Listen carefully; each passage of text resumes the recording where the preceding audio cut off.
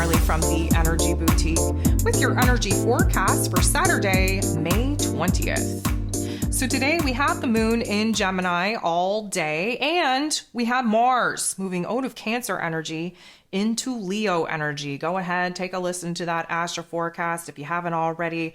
Get your Taurus season e-guide out if you've downloaded that and are taking your time to work through these energies, because this particular shift is going to be a doozy in all the right ways, may I add.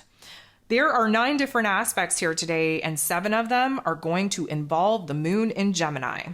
So the moon in Gemini, just a reminder, we are very curious. We have questions. We're looking for answers. There's a lot of mental and emotional stimulation in order for the heart and the head to get on the same page. We're very curious. We have a lot of information that we still don't even know that we don't have. And so we're kind of on a quest for being entertained, stimulated from the outside world. The very first aspect that we have with the moon in Gemini here today is a square, getting into the boxing ring, if you will, with Saturn, the Lord of Karma, who is in this Pisces energy. What this is going to kind of do to us is bring us down a couple of pegs, maybe give us a reality check, help us to think a little bit more logical, practical, if you will. Yes, there is a dreamy aspect from the Pisces energy that Saturn is in, but the dreaminess is coming in the form of realizing where it is that we have to stop just sitting in la la land, and we actually have to start making a logical, practical plan of action on how it is that we're going to move forward and start building and bringing these new structures, roles, and responsibilities to life. The moon in Gemini makes a uncomfortable aspect with Mercury, its ruler. Mercury, of course, still trying to gain his bearings. He has a couple days to go before he's going to clear his post-shadow period. Mercury's still very much in Taurus energy. We're focused on our physical bodies, on our physical circumstances. Because this isn't the best of interactions, it does kind of suggest that our heart and head not on the same page. We're actively trying to get our heart and head on the same page, but we have a lot of things that we have to sort through. We have new ideas, new information, new details, and new passions, new desires being kind of reignited within us. The moon makes a positive interaction with Neptune in its place of power of Pisces energy, which is a great time to really let ourselves drift off into dreamland, la la land, if you will, only for imagination purposes. Why is that? Well, because we're looking for new inspirations, motivations. We're looking for new ideas. We're looking for new visions. We're looking for new insights. And the beautiful thing is that we're able to gain a lot of perspective by having this dream, this vision, this goal be infused within us, bring us down into the mental plane, into the heart space, and actually strategize how we're going to bring this baby to life. 11:32 a.m. Eastern Standard Time, that is when Mars moves into Leo energy. It's a beautiful energy. Again, please listen to the astro forecast, but what you need to know is this is bringing some fire back to the cosmos in all the right ways. We're definitely getting fired up in a different pursuit of happiness, if you will, because of course that Leo energy, the heart and soul of the zodiac, is having us activated to follow a new path, to really make us happy, to stand out, to express our unique individual selves in all of the different ways. And Mars, of course, the warrior type spirit, tapping into the pride of the lion, being bold and brave and courageous to push through the obstacles, the challenges that we know are going to stand in our way from arriving in the destination that our heart is now calling us to pursue.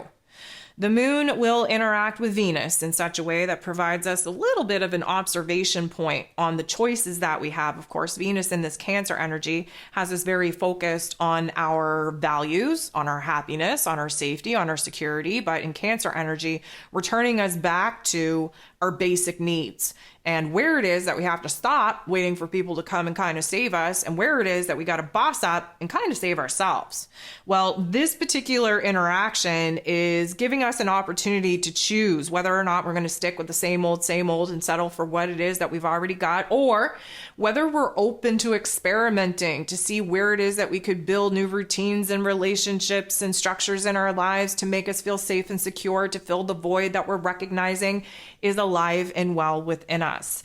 The moon then semi-squares Mars, again, fresh in this Leo energy, definitely creating a tension point. And here's the thing.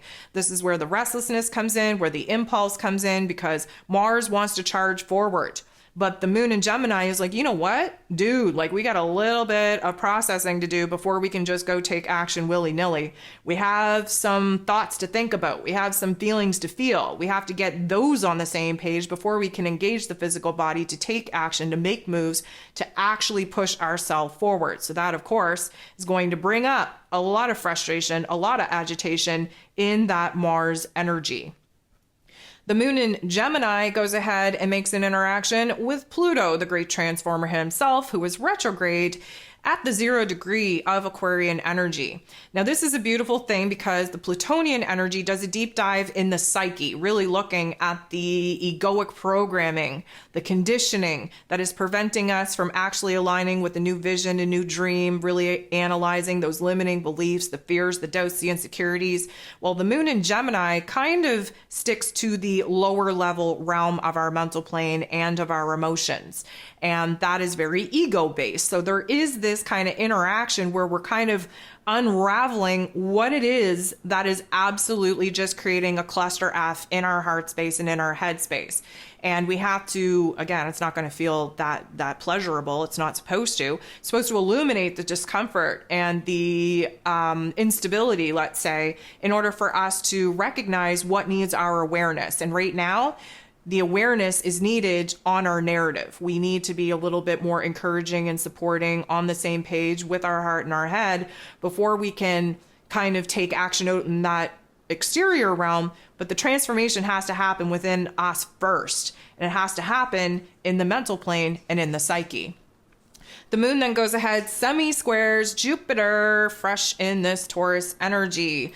Again, Jupiter wants us to grow, wants us to transform, wants us to build and create new opportunities for growth and expansion in our physical realms in this Taurus energy. But what's happening is that we are not being supported in taking action. We have to think and feel about the actions that we are thinking that we want to take before we're actually gifted with the green light go ahead to actually make a move. Again, please stay tuned for the ascension forecast for this week. I go into a lot more depth on this hurry up and slow down situation that we're currently in, and this next week of opportunity that we have to stay present in the here and now, stay grounded, stay in a state of paralysis, physically speaking, in non-action, while we rapidly process our inner realm of thoughts and feelings that will eventually get us on the right page, get us in alignment with our physical form to move forward. The last thing that we have here today is Mars, the god of war, ruling over our physical energy, our drive, our passion, our desire, in this fire energy of Leo, really the heart and soul of the zodiac, directly opposing and sitting across from Pluto, the great transformer, who is retrograde at the 0 degree in Aquarius energy. So we have the god of the underworld, the shadow realm of our experiences, and we have the god of war, who pushes us to assert ourselves aggressively after going what it is that we're excited and passionate and desire to pursue, sitting across from each other, creating a whole lot of tension. Now, keep in mind, in the back of your mind, that Jupiter is squaring Pluto at this time, while Pluto is opposing Mars. So you want to talk about the inability to take action to actually grow and expand on our physical forms in order to actually transform ourselves and our physical circumstances. Why? Because our mental plane is not in the right mind space to actually allow these physical actions to be taken, to be brought to life. So we are kind of stunted out again, and that brings up some frustration. Now, there is an intensity that Mars and Pluto bring to the table, and they are bringing that intensity at each other. So there is this tug of war, there is this kind of pushback, if you will, because Mars just wants to get the party started and move forward in the pursuit of his own happiness. And Pluto's like, man, you're going to fail because your mind's not right. You got to get focused, you got to get a plan, you got to get a strategy. You just can't act on impulse and expect things to turn out well. So there is a little bit of a frustration bubbling up in the collective. We are definitely recognizing where it is that we're being blocked, restricted, and imposed in a lot of ways. And it is up to us to kind of take a deep breath, recognize the opportunity for stillness in order for us to get our mind focused, to have an emotional, a supportive state in doing so before we're gifted with the green light go ahead to actually move forward.